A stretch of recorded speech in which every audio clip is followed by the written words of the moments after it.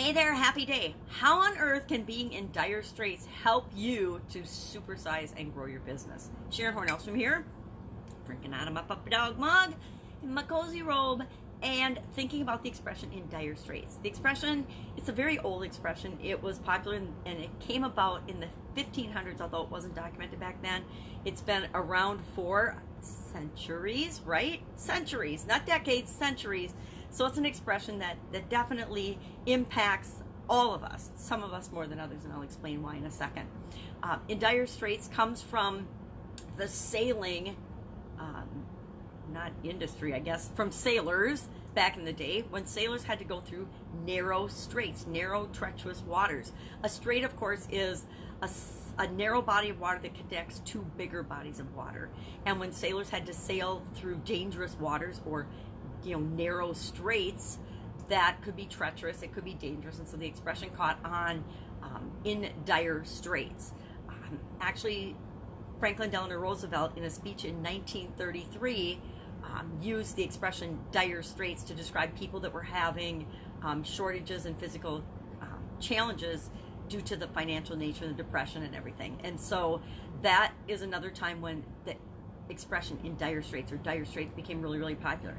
And then, of course, in the late 1970s, 1978, a band was formed called Dire Straits, and they had their first hit, Sultans of Swing. This is, of course, in my growing up high school years, and so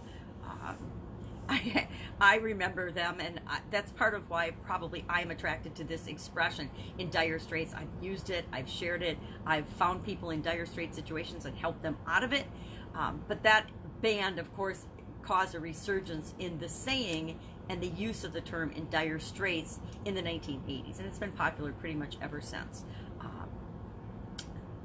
It, of course, means to be in a desperate or troubled situation. And we can be in a desperate or troubled situation not only in our businesses, but in any area and aspect of our life. We might be in physical trouble. We might be sick, or somebody close to us might die.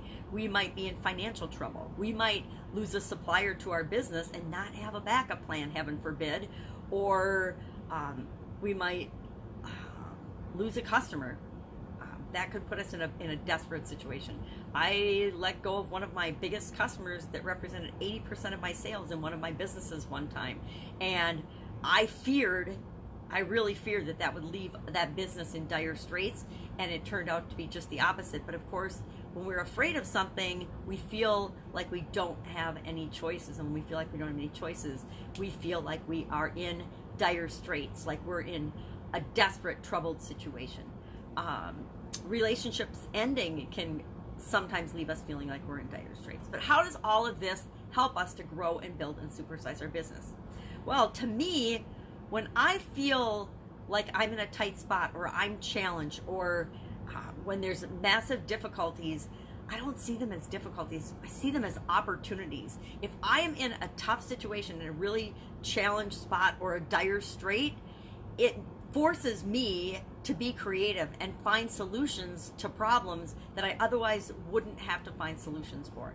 It gets us out of the complacency that a lot of other people in our industries are often in, and forces us to come up with better solutions to serve people better than we would have otherwise, and then to share the solutions that we come up with other people, so that we're not just finding a solution that works for us. We're realizing that the obstacles that we go through are actually the way to serve other people better. They're the way to find our genius zone. They're the way for us to do what it is that we're here to do in this world. So to me, being in dire straits or facing challenges and obstacles and difficulties, that's how we learn, that's how we grow, that's how we create something different that the world needs, and that so many people in this world need, serving them better and growing and building and supersizing our business. So as much as we might try to stay out of being in dire straits, try to play it safe and stay on the straight and narrow proven path, as we do that, as we stay in that zone of mediocrity, we get lost in the shuffle of all the other businesses that are doing similar things to what we're doing.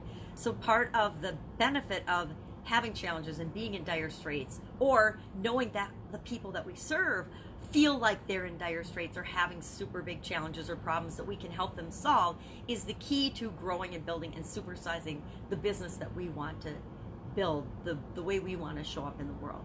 So instead of fearing our challenges and fearing those tough situations and those tough decisions, let's lean into them to find the solutions that help us to create something unique and different and special and amazing to make this world a better place.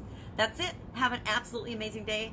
I want to say I hope you're in dire straits in some way today, in a positive way, to look for opportunities and to be open to possibilities. Otherwise, I don't want you to be in dire straits. I want you to have an amazing, prosperous, tremendous business and life. If I can help you in any way, hit me up in the comments below. Otherwise, I'll be with you tomorrow with another interesting idiom. What does it mean? Where does it come from? And how might it be impacting you? And how can you use it, just like everything else? It's just another resource, another tool in our toolbox to help us move our businesses ahead, to supersize and grow and create what it is that we want to in this world. Have an awesome day.